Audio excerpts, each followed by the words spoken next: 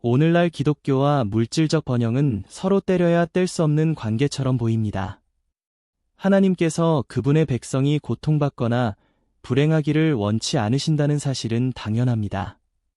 그러나 성경은 부와 기독교의 관계에 대해 깊이 경고하고 있습니다. 마태복음 19장 23에서 24절에서 예수님은 제자들에게 이렇게 말씀하셨습니다. 부자가 하늘나라에 들어가는 것은 낙타가 바늘길을 통과하는 것보다 더 어렵다. 이 구절은 해석이 다양하지만 예수님의 경고는 명확합니다. 재물 그 자체가 잘못된 것은 아니지만 그것을 사랑하는 마음이 문제입니다. 재물을 우상화하는 것은 하나님을 섬기는데 큰 장애물이 됩니다.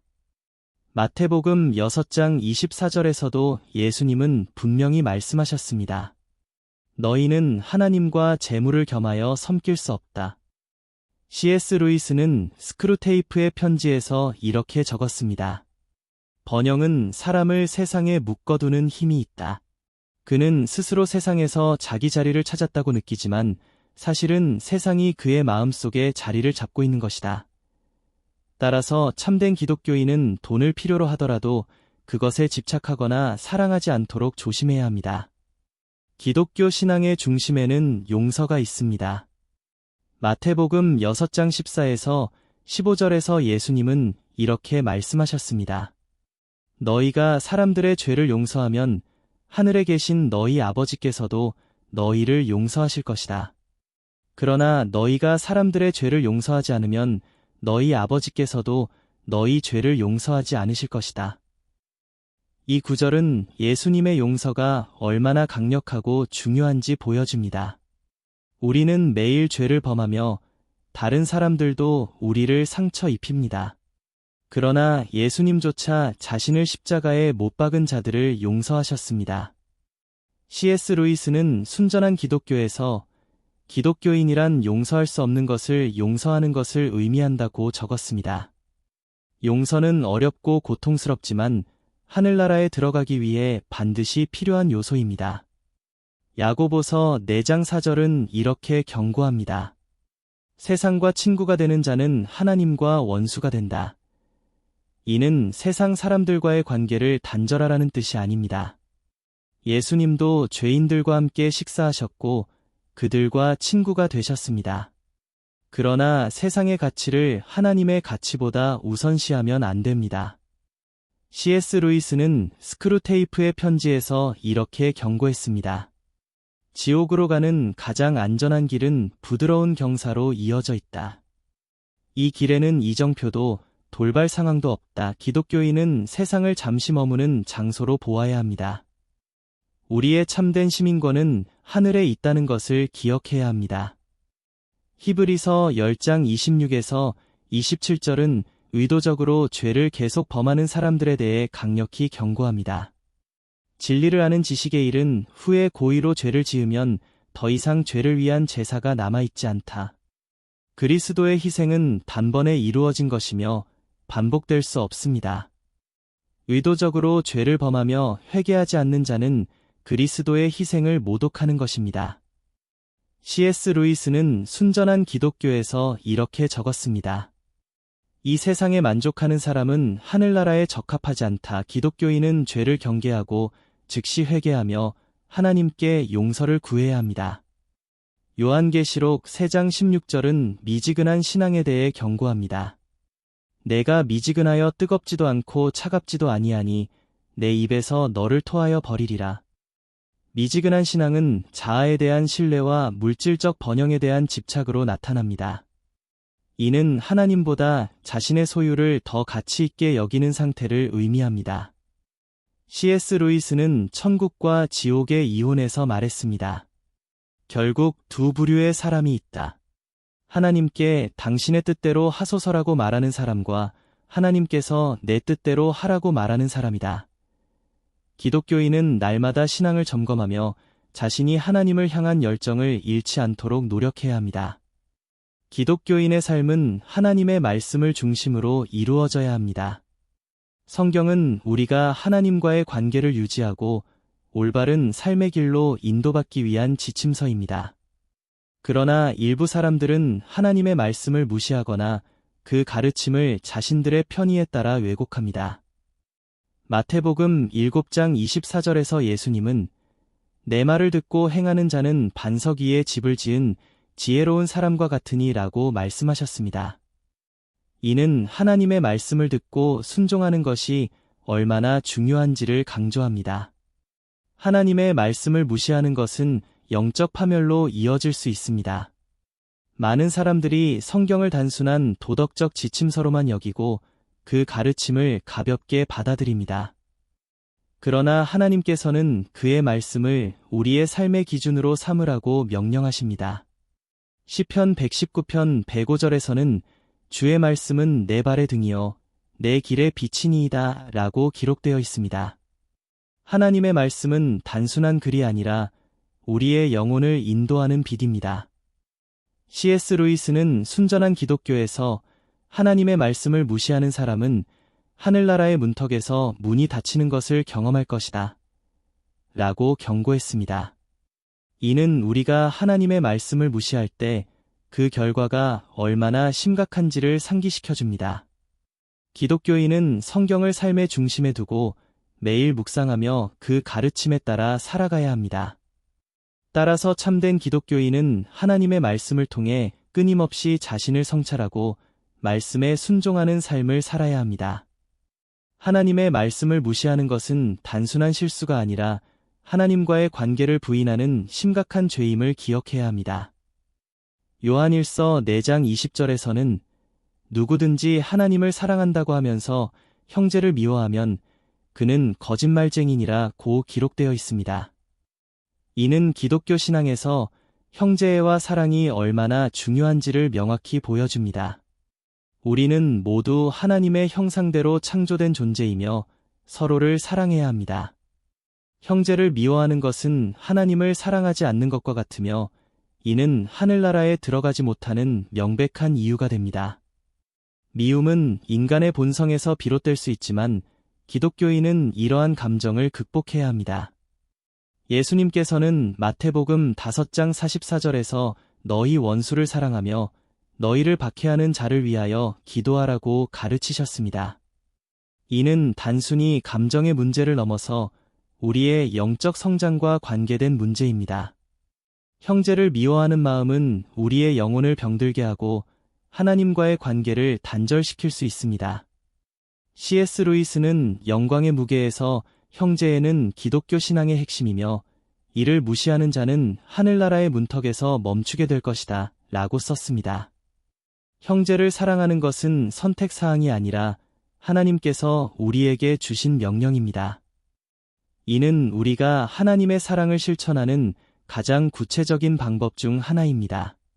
따라서 기독교인은 형제를 미워하는 마음을 버리고 화해와 사랑을 실천해야 합니다.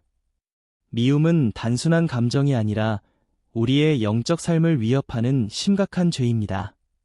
하나님께서는 우리에게 서로를 사랑하라고 명령하셨음을 항상 기억해야 합니다.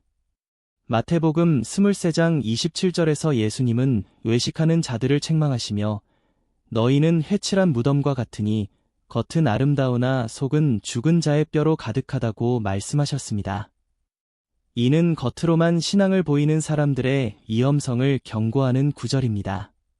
기독교 신앙은 단순히 외적인 행위가 아니라 내면의 진실한 변화를 요구합니다.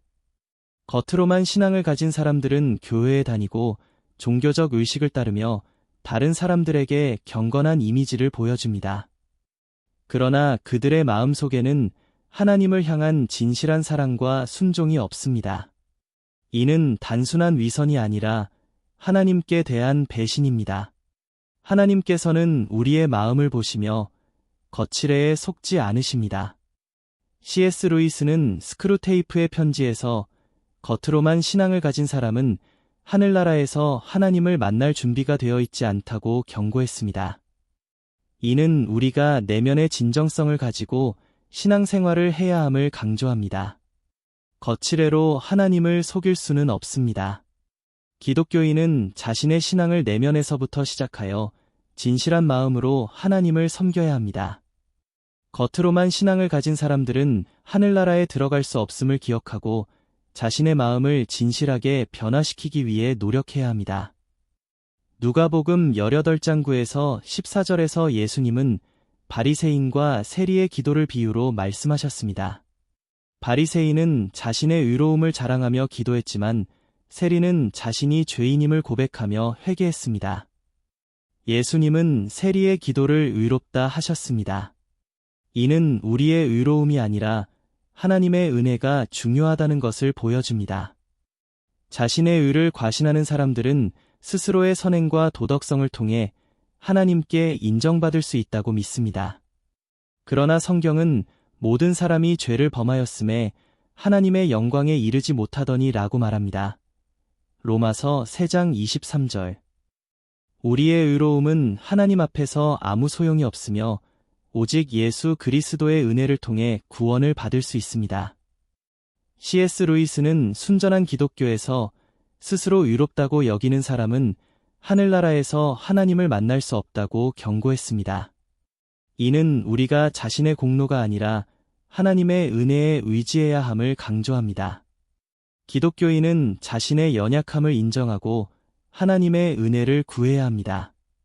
자신의 의를 과신하는 태도는 하늘나라에 들어가는 것을 방해할 뿐 아니라 하나님과의 관계를 단절시킬 수 있습니다. 오늘날 많은 사람들이 세속적 성공을 삶의 최우선 목표로 삼습니다.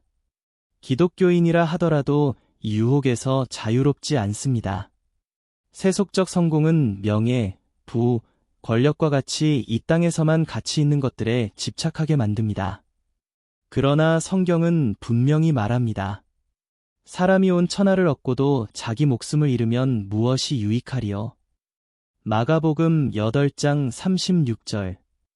세속적 성공을 추구하는 것은 신앙을 약화시키고 하나님과 멀어지게 합니다. 사람들은 세속적 성공을 위해 더 많은 시간을 투자하며 하나님과의 관계를 희생합니다. 이는 우리가 하나님께 받은 은혜를 잊고 자신을 의지하도록 만듭니다. 세상적 가치가 우리의 생각을 지배할 때 우리는 영적 삶에서 멀어지게 됩니다. C.S. 루이스는 스크루테이프의 편지에서 세상적 성공은 인간을 하나님과 멀어지게 만드는 가장 효과적인 도구 중 하나다라고 적었습니다. 세속적 성공은 본질적으로 나쁜 것이 아니지만 그것을 삶의 궁극적인 목표로 삼는 것이 문제입니다. 기독교인은 성공을 하나님께 영광 돌리는 도구로 사용해야 합니다. 참된 기독교인은 세속적 성공보다 하나님의 뜻을 우선시해야 합니다. 우리의 삶은 하나님께 영광을 돌리기 위한 것이며 세속적 성공은 그 과정의 일부일 뿐입니다.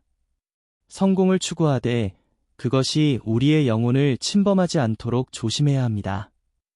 영적 게으름은 기독교인의 신앙을 위협하는 큰 적입니다. 우리는 종종 신앙생활을 일상의 부수적인 일로 여기고 영적 성장에 필요한 노력을 게을리합니다. 그러나 디모데후서 2장 15절은 우리에게 내가 진리의 말씀을 옳게 분별하며 부끄러울 것이 없는 일꾼으로 인정받도록 힘쓰라고 명령합니다. 영적 게으름은 신앙의 깊이를 잃게 만들고 하나님과의 관계를 약화시킵니다. 기도를 소홀히 하거나 성경을 읽지 않는 습관은 영적 게으름의 대표적인 예입니다. 이는 마치 건강한 몸을 유지하기 위해 운동과 영양이 필요한 것처럼 우리의 영혼도 훈련과 말씀으로 양육받아야 함을 의미합니다. C.S. 루이스는 순전한 기독교에서 영적 게으름은 인간을 점진적으로 하나님으로부터 멀어지게 만든다고 경고했습니다. 이는 우리가 신앙생활을 부지런히 유지하지 않을 때 영적으로 메마른 상태에 빠질 수 있음을 상기시킵니다. 기독교인은 매일 말씀과 기도로 영적 게으름을 극복해야 합니다. 신앙은 단순한 의무가 아니라 하나님과의 관계를 깊이 맺는 행위입니다. 우리는 영적 게으름에서 벗어나기 위해 끊임없이 노력해야 합니다. 하나님을 형식적으로 섬기는 것은 기독교 신앙의 본질을 왜곡하는 행위입니다. 많은 사람들은 교회에 다니거나 종교적인 의식을 통해 자신이 하나님께 가까이 있다고 생각합니다. 그러나 이사야 29장 13절은 이 백성이 입술로는 나를 가까이 하나 마음은 내게서 멀도다 라고 경고합니다. 형식적인 신앙은 겉으로 보기에만 경건하지만 실제로는 하나님과의 관계가 없습니다.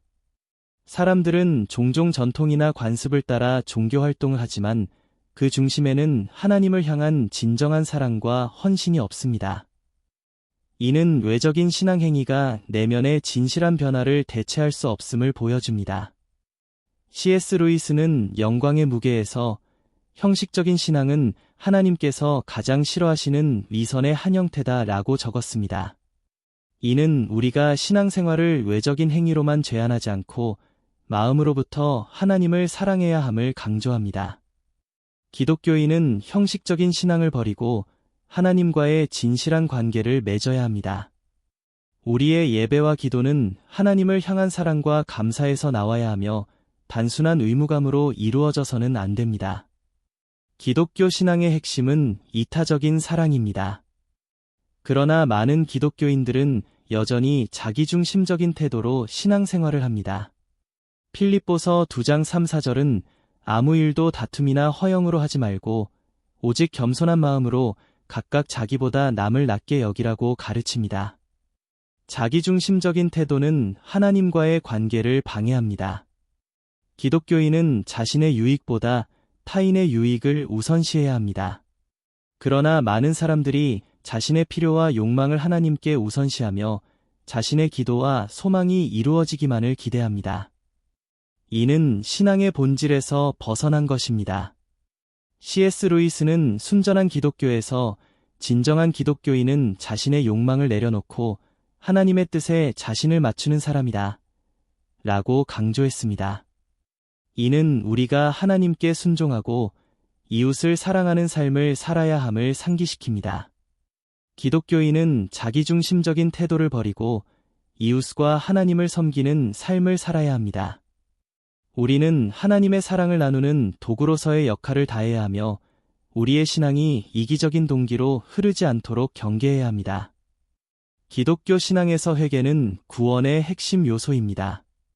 예수님은 마태복음 4장 17절에서 회개하라, 천국이 가까이 왔느니라고 말씀하셨습니다. 그러나 많은 기독교인들은 자신의 죄를 인정하거나 진정으로 회개하지 않는 경우가 있습니다. 회개하지 않는 태도는 하나님과의 관계를 단절시킵니다. 하나님께서는 우리의 죄를 기꺼이 용서하시지만 우리가 그것을 고백하고 돌이키지 않으면 그 용서가 우리 삶에 적용될 수 없습니다. 회개는 단순히 죄를 인정하는 것이 아니라 하나님께로 돌아서는 결단입니다. C.S. 루이스는 순전한 기독교에서 회개는 죄로부터 하나님께 돌아가는 문이다. 이 문이 닫히면 하늘나라로 들어갈 수 없다고 강조했습니다. 이는 우리가 죄를 고백하고 하나님께 용서를 구해야 함을 분명히 보여줍니다. 기독교인은 회개의 중요성을 이해하고 매일 자신의 죄를 하나님께 고백해야 합니다. 회개는 우리의 영적 성장을 위한 필수 요소이며 하나님과의 관계를 회복하는 길입니다. 기독교인의 삶은 고난을 피하려는 것이 아니라 고난 속에서도 하나님을 의지하는 삶입니다. 예수님은 요한복음 16장 33절에서 너희가 세상에서 환난을 당하나 담대하라 내가 세상을 이기었노라고 말씀하셨습니다. 이는 고난이 기독교인의 삶에서 피할 수 없는 부분임을 나타냅니다. 고난은 단순히 우리가 겪는 고통이 아니라 우리의 믿음을 연단하고 하나님의 뜻에 가까워지게 하는 도구입니다. 고난을 피하려는 기독교인은 하나님의 계획보다는 자신의 안락함을 우선시합니다. 그러나 성경은 우리에게 고난을 기뻐하라고 말합니다. 야고보서 1장 2, 3절은 너희가 여러 가지 시험을 만나거든 온전히 기쁘게 여기라 이는 너희 믿음의 시련이 인내를 만들어내는 줄 너희가 알미라고 가르칩니다. 고난은 우리를 더욱 인내하게 만들고 하나님께 대한 신뢰를 강화시킵니다. C.S. 루이스는 영광의 무게에서 고난은 하나님께서 우리를 깨우시는 메가폰이다 라고 적었습니다. 이는 우리가 고난 속에서 하나님의 음성을 듣고 그분의 뜻을 발견해야 한다는 것을 의미합니다. 고난은 우리를 하나님께 더 가까이 나아가게 하며 우리의 영혼을 정결하게 만듭니다. 참된 기독교인은 고난을 두려워하지 않고 그것을 통해 하나님께 더 의지하려는 태도를 가져야 합니다. 고난을 피하려는 태도는 우리의 믿음을 약화시키며 하나님의 계획을 방해할 수 있습니다. 고난을 통해 우리는 성장하고 하늘나라의 상을 기대할 수 있는 기쁨을 발견해야 합니다. 순종은 기독교 신앙의 핵심입니다. 사무엘상 15장 22절은 순종이 제사보다 낫고 듣는 것이 순양의 기름보다 나으니 라고 말합니다. 이는 하나님의 뜻에 순종하는 것이 외적인 의식보다 더 중요하다는 것을 강조합니다. 그러나 많은 기독교인들은 하나님께 순종하기보다는 자신의 뜻을 따르기를 원합니다. 순종하지 않는 기독교인은 하나님의 계획을 자신의 이해와 편리에 맞게 변경하려 합니다. 이는 결국 하나님과의 관계를 약화시키고 우리의 영적 성장을 방해합니다. 성경은 분명히 말합니다. 하나님께 순종하지 않는 자는 하늘나라에 들어가지 못한다. 이는 단순한 경고가 아니라 신앙생활에서 가장 중요한 원칙 중 하나입니다. C.S. 루이스는 순전한 기독교에서 하나님께 순종하지 않는 것은 믿음의 가장 큰 장애물이다 라고 말했습니다. 이는 우리가 하나님을 신뢰하고 그분의 말씀에 따라 행동해야 함을 상기시켜줍니다. 순종은 단순히 명령을 따르는 것이 아니라 하나님께 대한 사랑과 신뢰를 나타내는 행위입니다. 기독교인은 자신의 뜻을 내려놓고 하나님의 뜻에 순종해야 합니다. 우리의 삶은 하나님께서 인도하시는 길을 따를 때 진정한 의미를 찾을 수 있습니다. 순종은 우리가 하늘나라의 시민으로 살아가도록 준비시키는 가장 중요한 요소입니다. 기독교인은 믿음을 통해 구원을 받습니다. 히브리서 11장 6절은 믿음이 없이는 하나님을 기쁘시게 하지 못하나니 라고 말합니다. 그러나 회의적인 신앙은 믿음을 약화시키며 하나님과의 관계를 멀어지게 만듭니다. 회의적인 기독교인은 하나님의 말씀과 약속을 신뢰하지 않고 자신의 이성과 세상의 논리에 의존합니다. 회의적인 태도는 하나님께 대한 신뢰를 파괴합니다. 이는 우리가 기도할 때에도 나타나며 하나님의 응답을 의심하게 만듭니다. 성경은 우리에게 의심하는 자는 바람에 밀려 요동하는 바다 물결 같으니 야고보서 1장 6절라고 경고합니다. 의심은 우리의 영적 생활을 불안정하게 만들고 하나님의 뜻을 받아들이는 것을 방해합니다. C.S. 루이스는 스크루테이프의 편지에서 의심은 믿음의 반대가 아니라 믿음의 시험이다 라고 적었습니다. 이는 우리가 의심 속에서도 하나님께 나아가야 함을 상기시켜줍니다. 회의적인 신앙은 우리가 하나님의 진리를 깊이 이해하지 못하게 만듭니다. 기독교인은 회의적인 태도를 극복하고 하나님의 말씀에 대한 확신을 가져야 합니다. 믿음은 우리의 영적 삶을 지탱하는 기초이며 하나님께서 기뻐하시는 삶을 살기 위한 필수 요소입니다. 교만은 기독교 신앙에서 가장 큰 장애물 중 하나입니다. 잠언 16장 18절은 교만은 패망의 선봉이요 거만한 마음은 넘어짐의 앞잡이니라고 경고합니다. 이는 교만이 우리의 영적 삶을 파괴하며 하나님과의 관계를 단절시킨다는 것을 보여줍니다. 교만한 기독교인은 자신을 높이고 다른 사람을 낮추는 태도를 보입니다. 이는 하나님의 은혜를 잊고 자신의 공로를 강조하려는 태도입니다. 그러나 성경은 분명히 말합니다. 하나님은 교만한 자를 물리치시고 겸손한 자에게 은혜를 주신다. 야고보서 4장 6절. C.S. 루이스는 순전한 기독교에서 교만은 모든 악의 근원이다 라고 강조했습니다. 이는 교만이 단순한 태도가 아니라 우리의 영혼을 병들게 하는 심각한 죄라는 것을 의미합니다. 교만은 하나님께 대한 겸손과 순종을 방해합니다. 기독교인은 자신의 교만을 내려놓고 하나님 앞에서 겸손해야 합니다. 우리의 삶은 하나님께서 주신 은혜로 이루어진 것이며 우리가 스스로 자랑할 것은 아무것도 없습니다. 겸손은 하늘나라의 시민으로 살아가기 위한 필수적인 덕목입니다. 탐욕은 물질적인 것에 대한 과도한 욕망으로 하나님을 섬기는 데 방해가 됩니다. 누가복음 12장 15절에서 예수님은 삶은 소유의 풍부함에 있지 아니하니라 고 경고하셨습니다. 이는 탐욕이 우리의 영적 삶을 약화시키고 하나님과의 관계를 멀어지게 만든다는 것을 나타냅니다. 탐욕스러운 기독교인은 하나님의 축복을 자신의 유익을 위해 사용하려고 합니다. 이는 우리의 신앙을 왜곡시키고 물질적인 것에 집착하게 만듭니다. 그러나 성경은 분명히 말합니다. 돈을 사랑함이 일만 악의 뿌리가 되나니. 디모데전서 6장 10절. 탐욕은 우리의 영혼을 병들게 하고 하늘나라에 들어가는 것을 방해합니다. C.S. 루이스는 스크루테이프의 편지에서 탐욕은 인간의 영혼을 가장 조용히 갉아먹는 죄다라고 경고했습니다. 이는 탐욕이 단순한 욕망이 아니라 우리의 신앙을 근본적으로 위협하는 요소라는 것을 의미합니다. 기독교인은 탐욕을 내려놓고 하나님께 대한 신뢰와 감사로 채워져야 합니다. 우리의 삶은 물질적인 것에 의존하지 않고 하나님의 은혜로 채워져야 합니다. 탐욕은 하늘나라에 들어가는 길을 막는 가장 큰 장애물 중 하나임을 기억해야 합니다. 기독교인의 삶은 타인을 비판하기보다 이해와 사랑으로 가득 차야 합니다. 그러나 많은 기독교인들은 자신의 죄와 결점을 무시한 채 다른 사람들의 잘못을 지적하는 데 시간을 보냅니다. 마태복음 7장 3절에서 예수님은 이렇게 경고하셨습니다. 어찌하여 형제의 눈 속에 있는 티는 보고 내 눈 속에 있는 들보는 깨닫지 못하느냐? 타인의 잘못을 비판하기 위해 자신의 의를 강조하는 것은 교만과 위선으로 이어질 수 있습니다.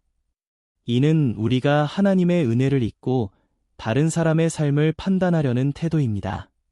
성경은 명확히 말합니다. 비판하는 사람아, 내가 누구냐? 남을 판단하는 것으로 내가 스스로 정죄를 받느니라. 로마서 2장 1절. 우리는 다른 사람을 판단할 권리가 없으며 오직 하나님께서만 공정한 심판자이십니다. C.S. 루이스는 순전한 기독교에서 타인의 죄를 비판하는 것은 자신의 죄를 직면하지 않으려는 핑계일 뿐이다. 라고 말했습니다. 이는 우리가 다른 사람을 판단하기 전에 자신의 삶을 돌아보아야 함을 강조합니다. 기독교인은 겸손한 마음으로 자신을 성찰하고 타인을 이해하며 사랑으로 대해야 합니다. 따라서 참된 기독교인은 타인을 비판하기보다 그들을 위해 기도하고 필요할 때 사랑으로 충고해야 합니다. 우리는 비판보다는 화해와 격려를 통해 하나님의 사랑을 실천해야 합니다. 분노는 인간의 본능적 감정이지만 이를 다스리지 못하면 영적 파멸로 이어질 수 있습니다. 에베소서 4장 26에서 27절은 분을 내어도 죄를 짓지 말며 해가 지도록 분을 품지 말고 마귀에게 틈을 주지 말라고 가르칩니다. 이는 분노가 우리의 영적 삶에 부정적인 영향을 미칠 수 있음을 경고합니다. 분노를 다스리지 못하는 기독교인은 다른 사람들과의 관계를 파괴할 뿐만 아니라 하나님과의 관계에서도 멀어질 수 있습니다. 분노는 우리를 이기적으로 만들고 하나님의 뜻을 따르는 것을 어렵게 만듭니다. 성경은 사람의 분노가 하나님의 의를 이루지 못함이라 야고보서 1장 20절 고 말합니다. 이는 분노가 우리의 신앙에 얼마나 해로울 수 있는지를 보여줍니다. C.S. 루이스는 스크루테이프의 편지에서 분노는 인간의 영혼을 가장 빠르게 소모시키는 감정이다 라고 적었습니다. 이는 우리가 분노를 제어하지 않으면 영적으로 지치고 하나님과 멀어질 수 있음을 상기시킵니다.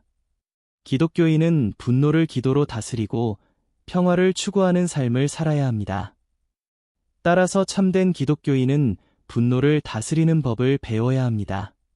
분노는 우리의 삶을 파괴할 수 있지만 하나님께 의지할 때 우리는 분노를 극복하고 평화를 얻을 수 있습니다. 이기심은 기독교 신앙의 본질인 사랑과 희생에 반하는 태도입니다. 빌립보서 2장 3절은 아무 일도 다툼이나 허영으로 하지 말고 오직 겸손한 마음으로 각각 자기보다 남을 낮게 여기라고 말합니다. 이는 우리가 이기심을 버리고 다른 사람을 먼저 생각해야 함을 강조합니다. 이기심에 빠진 기독교인은 자신의 욕망과 이익을 하나님과 이웃보다 우선시합니다. 이는 하나님께서 주신 축복을 남과 나누기보다 자신만을 위해 사용하려는 태도로 나타납니다. 성경은 분명히 말합니다. 자기 생명을 사랑하는 자는 잃어버릴 것이요. 요한복음 12장 25절. 이는 이기적인 태도가 결국 우리의 영혼에 해가 됨을 경고합니다. C.S. 루이스는 순전한 기독교에서 이기심은 모든 악의 시작점이다 라고 강조했습니다. 이는 우리가 이기적인 태도를 버리고 하나님의 뜻에 순종하며 이웃을 사랑해야 함을 나타냅니다. 이기심은 우리의 영적 성장을 방해하고 하나님과의 관계를 단절시킵니다. 기독교인은 자신의 이기적인 욕망을 내려놓고 하나님의 사랑을 실천해야 합니다. 우리의 삶은 다른 사람과의 나눔과 헌신을 통해 더욱 풍요로워질 수 있습니다. 이기심을 극복하는 것은 하늘나라에 들어가는 중요한 단계입니다. 거짓말은 하나님께서 가장 싫어하시는 죄 중 하나입니다. 잠언 12장 22절은 거짓말하는 입술은 여호와께 미움을 받아도 진실하게 행하는 자는 그의 기뻐하심을 받느니라고 말합니다. 이는 거짓말이 하나님과의 관계를 단절시킨다는 것을 분명히 보여줍니다. 거짓말은 다른 사람들과의 신뢰를 파괴할 뿐만 아니라 우리의 영적 삶에도 해를 끼칩니다. 거짓말하는 기독교인은 진리를 따르기보다는 자신의 이익을 위해 속임수를 사용합니다. 성경은 너희는 옛 사람을 벗어버리고 거짓을 버리라. 에베소서 4장 25절 고 명령합니다. 이는 우리가 정직과 진실을 따라 살아야 함을 강조합니다. C.S. 루이스는 순전한 기독교에서 거짓말은 영혼을 병들게 하는 독이다 라고 말했습니다. 이는 우리가 거짓말을 통해 하나님께로부터 멀어질 수 있음을 상기시킵니다. 기독교인은 항상 진리를 말하고 정직한 삶을 살아야 합니다. 참된 기독교인은 거짓말을 버리고 정직과 진실로 하나님의 사랑을 증거해야 합니다. 정직은 우리의 신앙생활을 강화하며 하나님께 기쁨을 드릴 수 있는 중요한 요소입니다. 믿음은 기독교 신앙의 중심입니다. 히브리서 11장 6절은 믿음이 없이는 하나님을 기쁘시게 하지 못하나니 라고 강조합니다. 믿음 없는 기독교인은 하나님의 약속을 신뢰하지 않고 자신의 판단과 세상의 기준에 의지합니다. 이는 우리의 신앙을 약화시키고 영적 성장의 걸림돌이 됩니다. 믿음 없는 삶은 하나님께 대한 의심과 불신으로 이어집니다. 기독교인은 어려운 상황에서도 하나님의 계획을 신뢰해야 합니다. 성경은 너의 모든 길에서 그를 인정하라 그리하면 내 길을 지도하시리라. 잠언 3장 6절 고 가르칩니다. 믿음은 하나님과의 관계를 강화하고 우리의 삶에 평강을 가져다 줍니다. C.S. 루이스는 영광의 무게에서 믿음은 보이지 않는 것을 바라보는 힘이다 라고 말했습니다. 이는 우리가 눈에 보이지 않는 하나님의 약속을 신뢰해야 함을 상기시킵니다. 믿음 없는 기독교인은 영적 방향을 잃고 하나님의 축복을 놓칠 위험에 처할 수 있습니다. 기독교인은 믿음을 통해 하나님과의 관계를 강화하고 그분의 뜻을 따라 살아야 합니다. 믿음 없는 태도는 우리의 영적 삶을 방해하며 하늘나라에 들어가는 길을 막을 수 있습니다. 복음을 부끄러워하는 것은 기독교 신앙의 본질에 반하는 태도입니다. 로마서 1장 16절에서 사도 바울은 나는 복음을 부끄러워하지 아니하노니 이 복음은 모든 믿는 자에게 구원을 주시는 하나님의 능력이 됨이라고 말했습니다. 복음을 부끄러워하는 태도는 우리의 믿음을 약화시키며 하나님께서 우리에게 주신 사명을 완수하지 못하게 합니다. 복음을 부끄러워하는 기독교인은 자신의 신앙을 숨기거나 세상의 조롱과 비난을 두려워합니다. 이는 하나님의 말씀을 전해야 하는 우리의 책임을 회피하게 만듭니다. 마태복음 10장 32에서 33절은 누구든지 사람들 앞에서 나를 시인하면 나도 하늘에 계신 내 아버지 앞에서 그를 시인할 것이요. 누구든지 사람들 앞에서 나를 부인하면 나도 하늘에 계신 내 아버지 앞에서 그를 부인하리라고 경고합니다. C.S. 루이스는 스크루테이프의 편지에서 복음을 부끄러워하는 것은 자신의 믿음을 부인하는 첫걸음이다 라고 말했습니다. 이는 복음을 부끄러워하는 태도가 단순한 마음가짐의 문제가 아니라 우리의 영적 정체성을 약화시키는 심각한 문제임을 보여줍니다. 기독교인은 복음을 부끄러워하지 말고 담대하게 세상에 전해야 합니다. 복음은 우리의 삶을 변화시키는 하나님의 능력이며 그것을 숨기는 것은 다른 이들의 구원의 기회를 박탈하는 것과 같습니다. 우리는 복음을 통해 하나님의 영광을 나타내야 합니다. 감사는 기독교 신앙에서 중요한 요소입니다. 데살로니가전서 5장 18절은 범사에 감사하라 이는 그리스도 예수 안에서 너희를 향하신 하나님의 뜻이니라고 말합니다. 감사는 우리의 마음을 하나님께로 향하게 하고 그분의 은혜를 인정하게 만듭니다. 그러나 감사하지 않는 태도는 우리의 믿음을 약화시키고 하나님께 대한 신뢰를 방해합니다. 감사하지 않는 기독교인은 하나님께서 주신 축복을 당연하게 여기며 불평과 원망으로 가득 찹니다. 이는 하나님의 선하심과 그분의 섭리를 인정하지 않는 태도로 이어질 수 있습니다. 성경은 감사하지 않는 자는 어리석은 마음으로 어두워지고 하나님의 영광을 나타낼 수 없다. 로마서 1장 21절 고 경고합니다. C.S. 루이스는 순전한 기독교에서 감사는 하나님과의 관계를 깊게 하는 열쇠다라고 말했습니다. 이는 우리가 감사하는 마음으로 살아갈 때 하나님께 더 가까이 나아갈 수 있음을 보여줍니다. 감사는 단순한 감정이 아니라 하나님께 대한 우리의 믿음을 표현하는 중요한 방식입니다. 기독교인은 작은 일에도 감사하며 하나님께서 주신 모든 것을 축복으로 여겨야 합니다. 감사하지 않는 태도는 우리의 신앙생활에 해를 끼칠 뿐 아니라 하나님께 영광을 돌리는 것을 방해합니다. 항상 감사하는 마음으로 하나님을 찬양해야 합니다. 기독교 신앙의 핵심은 사랑입니다. 요한일서 4장 8절은 사랑하지 아니하는 자는 하나님을 알지 못하나니 이는 하나님은 사랑이심이라고 말합니다. 사랑 없는 기독교인은 하나님을 진정으로 알지 못하며 그분의 뜻을 따르지 않는 사람입니다. 사랑은 단순히 감정이 아니라 우리의 행동과 태도로 나타나야 합니다.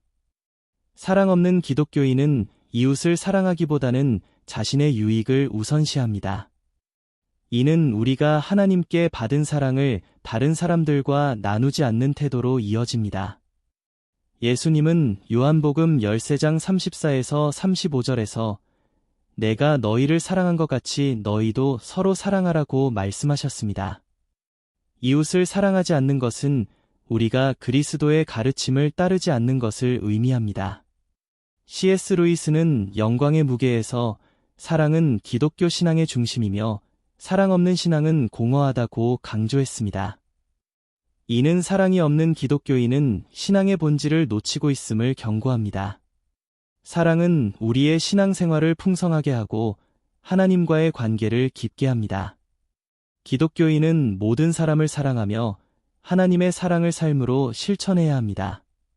사랑 없는 태도는 우리의 신앙을 공허하게 만들며 하나님께서 기뻐하시는 삶을 살지 못하게 합니다. 항상 사랑으로 충만한 삶을 살아야 합니다. 기도는 하나님과의 소통의 핵심입니다. 데살로니가전서 5장 17절은 쉬지 말고 기도하라고 명령합니다. 기도하지 않는 기독교인은 하나님과의 관계를 단절시키며 영적으로 메마른 상태에 빠질 위험이 있습니다. 기도는 우리의 영혼을 살리고 하나님의 뜻을 깨닫는 중요한 도구입니다. 기도하지 않는 기독교인은 자신의 능력과 이성을 의지하며 하나님의 인도를 구하지 않습니다. 이는 교만과 영적 게으름으로 이어질 수 있습니다. 성경은 너희가 얻지 못함은 구하지 아니하기 때문이라 야고보서 4장 2절 라고 경고합니다. 기도를 통해 우리는 하나님의 축복을 경험하고 그분의 계획을 이해할 수 있습니다. C.S. 루이스는 순전한 기독교에서 기도는 하나님께서 우리를 변화시키는 과정이다 라고 말했습니다. 이는 우리가 기도를 통해 하나님과 가까워지고 우리의 삶을 그분의 뜻에 맞추어 변화시킬 수 있음을 보여줍니다. 기도는 단순히 우리의 필요를 하나님께 요청하는 것이 아니라 그분과 깊은 교제를 나누는 시간입니다. 기독교인은 항상 기도로 하나님께 나아가야 합니다. 기도하지 않는 태도는 우리의 신앙을 약화시키며 하나님께서 주신 축복을 놓치게 만듭니다. 매일 기도를 통해 하나님과의 관계를 강화해야 합니다. 회개는 기독교 신앙의 중심입니다. 예수님은 마태복음 4장 17절에서 회개하라 천국이 가까이 왔느니라고 말씀하셨습니다. 회개하지 않는 기독교인은 자신의 죄를 인정하지 않고 하나님께 용서를 구하지 않습니다. 이는 우리의 영혼을 하나님과 멀어지게 하고 구원을 방해합니다. 회개하지 않는 기독교인은 죄에 대해 무감각해지고 죄를 계속 반복합니다. 히브리서 10장 26절은 우리가 진리의 지식을 받은 후 짐짓 죄를 지으면 다시 속죄하는 제사가 없고 라고 경고합니다. 이는 회개 없는 삶이 하나님께로 돌아갈 길을 막을 수 있음을 보여줍니다. C.S. 루이스는 순전한 기독교에서 회개는 하나님의 은혜를 경험하는 첫걸음이다 라고 강조했습니다. 회개는 단순히 죄를 고백하는 것이 아니라 우리의 마음을 하나님께로 돌이키는 결단입니다. 기독교인은 항상 회개하며 하나님께 용서를 구해야 합니다. 회개하지 않는 태도는 우리의 영적 삶을 파괴하며 하나님과의 관계를 단절시킵니다. 회개는 하늘나라로 가는 길의 첫 번째 걸음입니다. 믿음은 기독교 신앙의 가장 중요한 요소 중 하나입니다. 히브리서 11장 6절은 믿음이 없이는 하나님을 기쁘시게 하지 못하나니 라고 말합니다. 그러나 하나님을 의심하는 기독교인은 그분의 약속과 능력을 신뢰하지 않고 자신의 이성과 세상의 논리에 의존합니다. 이는 신앙을 약화시키고 하나님과의 관계를 손상시킵니다. 의심은 우리의 믿음을 시험하는 도구가 될 수 있지만 그것이 지속된다면 영적 위험으로 이어질 수 있습니다. 의심하는 기독교인은 기도와 말씀에 의지하기보다는 자신의 힘으로 문제를 해결하려 합니다. 야고보서 1장 6, 7절은 의심하는 자는 바람에 밀려 요동하는 바다 물결 같으니 이런 사람은 무엇이든 주께 받기를 기대하지 말라고 경고합니다. C.S. 루이스는 스크루테이프의 편지에서 의심은 믿음의 반대가 아니라 믿음의 약화된 상태다 라고 말했습니다. 이는 우리가 의심할 때 하나님의 말씀으로 돌아가 그분의 진리를 새롭게 확인해야 함을 강조합니다. 하나님은 우리의 의심을 이해하시며 그것을 극복할 수 있는 은혜를 주십니다. 기독교인은 하나님을 신뢰하고 의심을 극복해야 합니다. 의심이 우리를 사로잡을 때 말씀과 기도를 통해 하나님의 진리를 확인하고 믿음을 강화해야 합니다. 하나님을 신뢰하는 삶은 하늘나라로 가는 중요한 길입니다. 타협은 기독교 신앙에서 매우 위험한 요소입니다. 예수님은 마태복음 6장 24절에서 한 사람이 두 주인을 섬길 수 없나니라고 말씀하셨습니다. 타협적인 신앙을 가진 기독교인은 하나님의 말씀과 세상의 가치를 동시에 따르려고 하지만 이는 결국 하나님과 멀어지게 만듭니다. 타협적인 신앙은 우리의 영적 성장과 하나님께 대한 헌신을 방해합니다. 예를 들어 세상의 욕망과 쾌락을 추구하면서도 하나님의 축복을 기대하는 것은 모순된 태도입니다. 요한일서 2장 15절은 이 세상이나 세상에 있는 것들을 사랑하지 말라고 경고합니다. 세상과의 타협은 우리의 신앙을 약화시키고 하나님과의 관계를 단절시킬 수 있습니다. C.S. 루이스는 영광의 무게에서 타협은 영혼을 부식시키는 가장 느린 독이다라고 말했습니다. 이는 타협적인 신앙이 단순히 작은 실수가 아니라 우리의 신앙을 근본적으로 약화시키는 행위임을 보여줍니다. 우리는 하나님의 뜻에 완전히 헌신해야 합니다.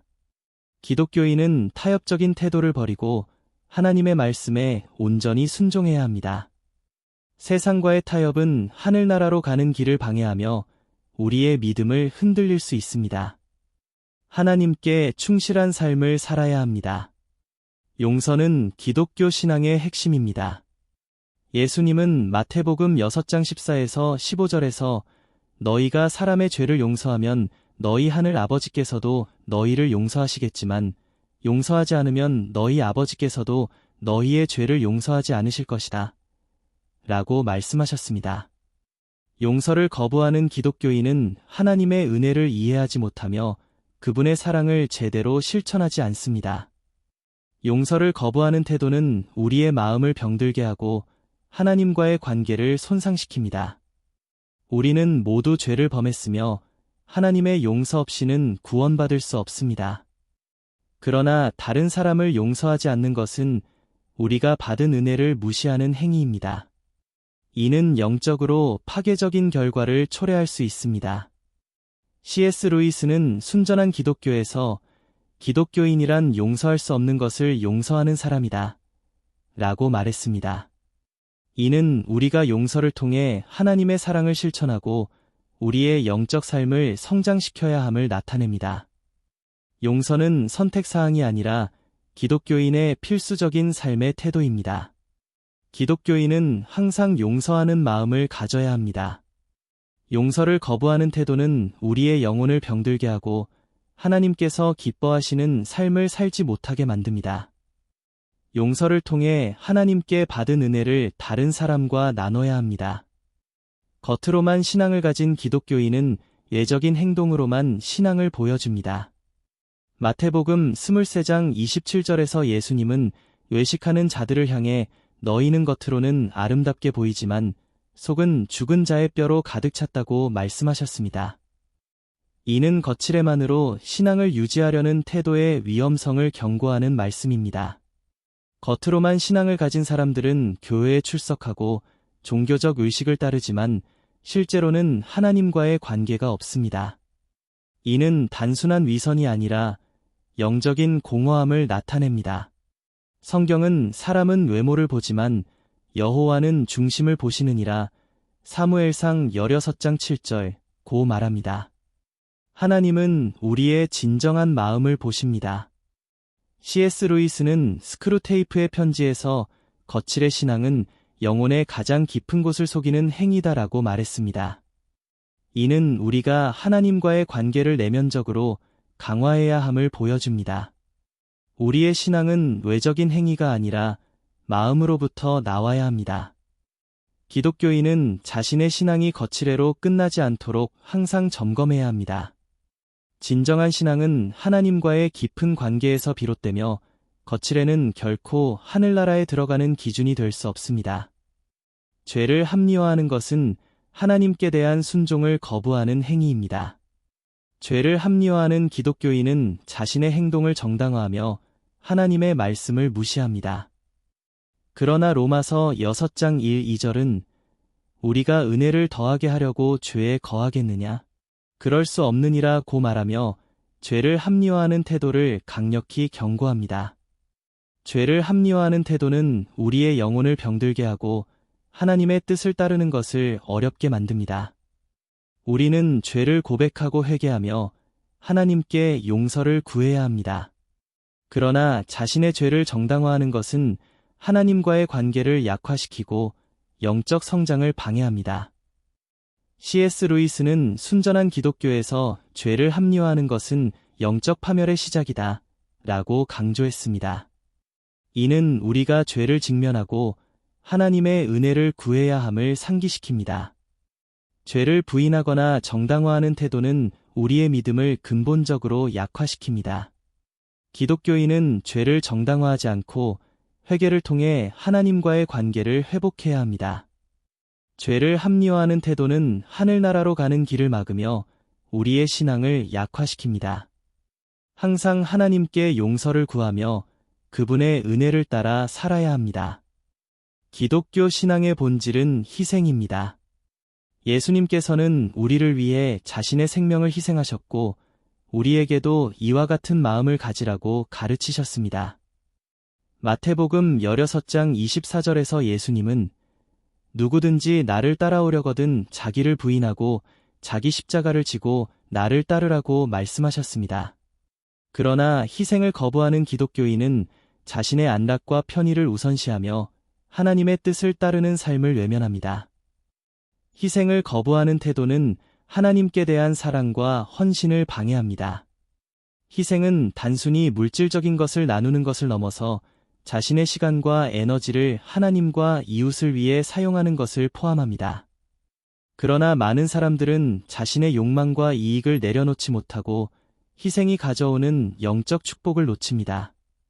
성경은 이 세상이나 세상에 있는 것들을 사랑하지 말라, 요한일서 2장 15절 고 경고하며 우리의 마음이 세속적인 것에 매여서는 안 된다고 가르칩니다. C.S. 루이스는 순전한 기독교에서 희생 없는 신앙은 공허하며 참된 믿음을 이루지 못한다고 말했습니다. 이는 우리가 예수님의 희생을 본받아 자신의 삶을 하나님께 온전히 드려야 함을 상기시킵니다. 희생은 단순한 고통이 아니라 하나님께 대한 사랑의 표현이자 하늘나라로 나아가는 중요한 단계입니다. 기독교인은 자신의 삶에서 희생을 받아들이고 하나님과 이웃을 섬기는 데 최선을 다해야 합니다. 희생은 우리의 믿음을 풍성하게 하고 하나님께서 기뻐하시는 삶을 살게 합니다. 희생을 거부하는 태도는 우리의 영적 성장을 방해하며 하나님과의 관계를 약화시킬 수 있습니다. 성경은 기독교 신앙의 기초입니다. 디모데후서 3장 16절은 모든 성경은 하나님의 감동으로 된 것으로 교훈과 책망과 바르게 함과 의로 교육하기에 유익하니라고 말합니다. 성경의 가르침을 무시하는 기독교인은 하나님의 뜻을 따르지 않으며 자신의 기준으로 신앙생활을 정의하려는 위험에 빠집니다.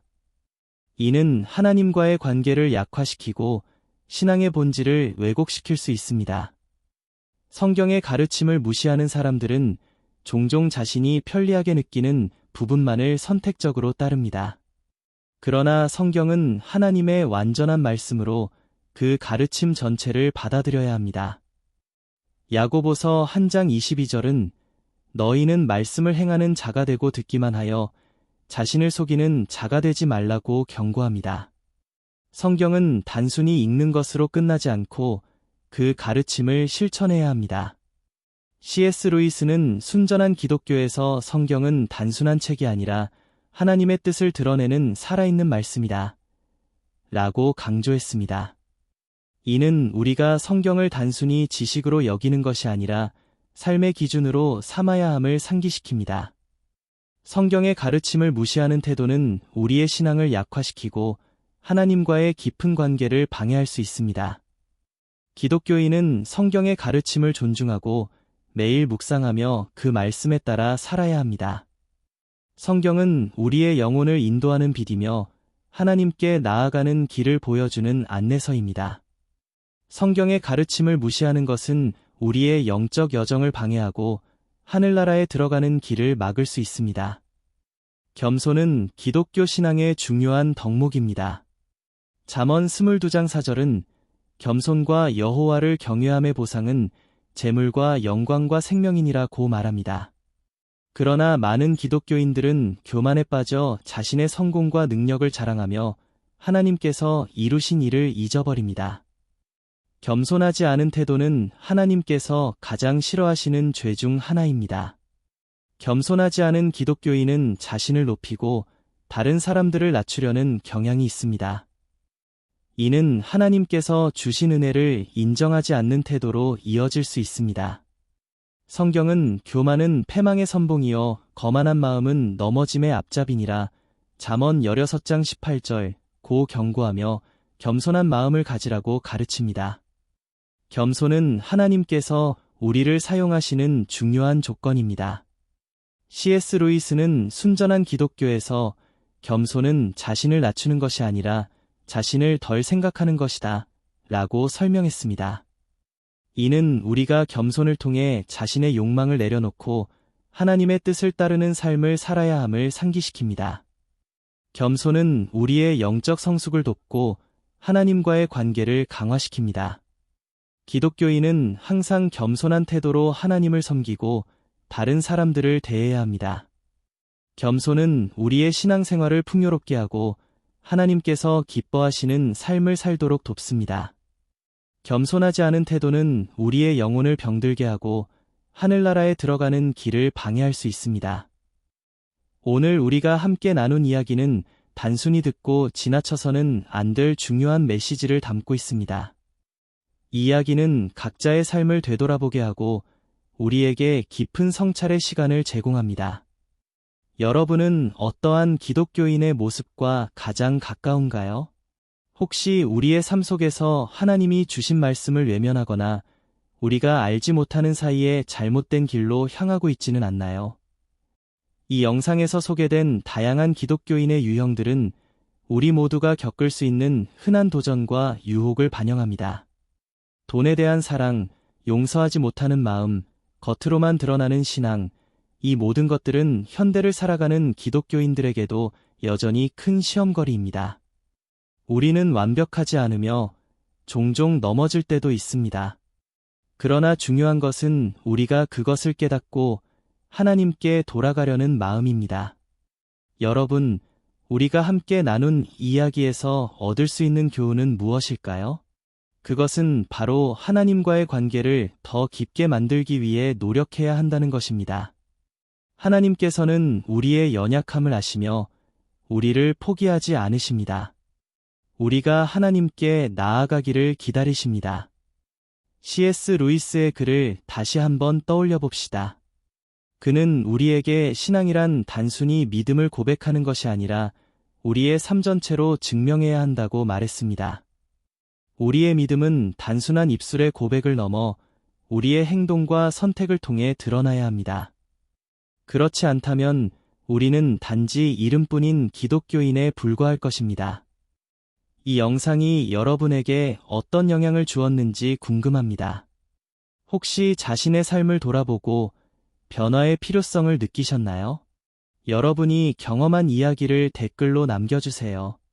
다른 시청자들과 여러분의 생각을 나누고 서로를 격려하며 함께 성장할 수 있기를 바랍니다. 만약 이 영상이 여러분의 마음을 울리고 신앙생활에 새로운 깨달음을 주었다면 좋아요 버튼을 눌러주세요. 또한 채널을 구독하셔서 앞으로도 이런 귀한 이야기를 놓치지 마세요. 여러분의 구독과 좋아요는 우리 채널이 더 많은 사람들에게 다가가도록 돕는 중요한 힘이 됩니다. 주변의 친구들과 가족들에게도 이 영상을 공유해주세요. 여러분의 작은 행동이 누군가의 삶에 큰 변화를 가져올 수 있습니다.